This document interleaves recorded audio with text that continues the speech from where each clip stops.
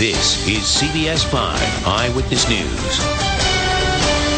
Well, a high-tech tool developed by a Bay Area chemical engineer could change the way we all eat seafood. This machine can test for mercury at a fraction of the cost and time it used to take.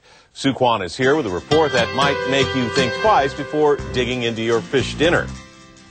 Well, our Consumer Watch investigation found 20% of the sushi fish we tested contained higher than normal levels of mercury. But what we found in fillets sold in Bay Area stores was much more alarming and could have the FDA taking action.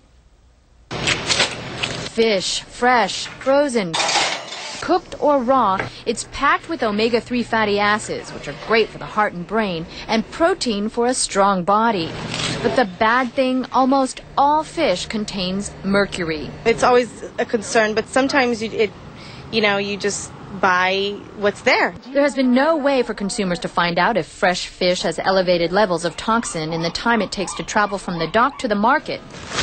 Until now. Now, for the first time, you can know what's in the fish you're eating. Malcolm Wittenberg invented the Safe Harbor Mercury Testing Machine. A biopsy tool pulls a tiny sample. In about 45 seconds, it calculates the mercury concentration. We put common fish found in Bay Area stores to the test. Halibut, tuna, cod, bass, yellowtail, 15 samples from a variety of grocery chains and specialty markets.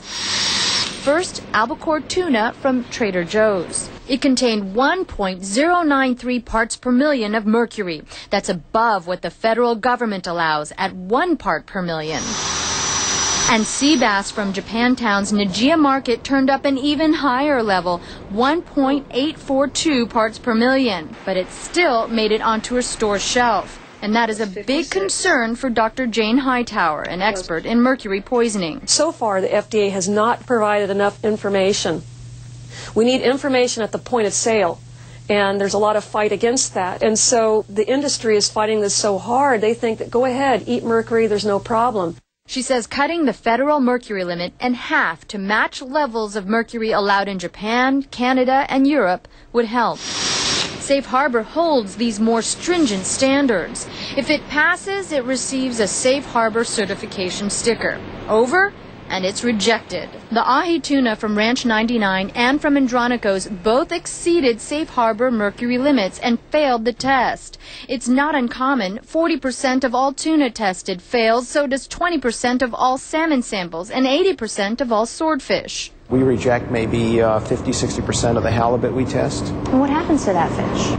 It goes into the general population. I think one worry is that is this going to end up in low-income neighborhoods, very cheap out there, to where basically we have an environmental justice issue. Zeke Grader represents local fishermen. He says they support some form of testing to protect all consumers, but it needs to come with a uniform standard and a plan.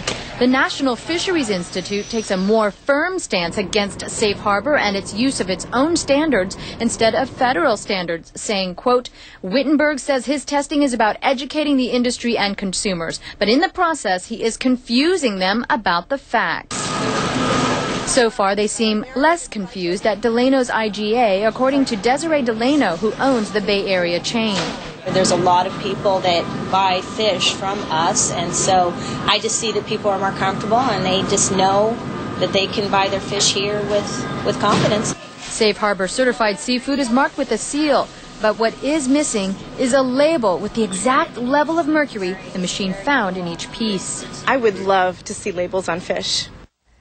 Now, labels would be an added cost to the Safe Harbor test, which is about 25 cents a pound right now.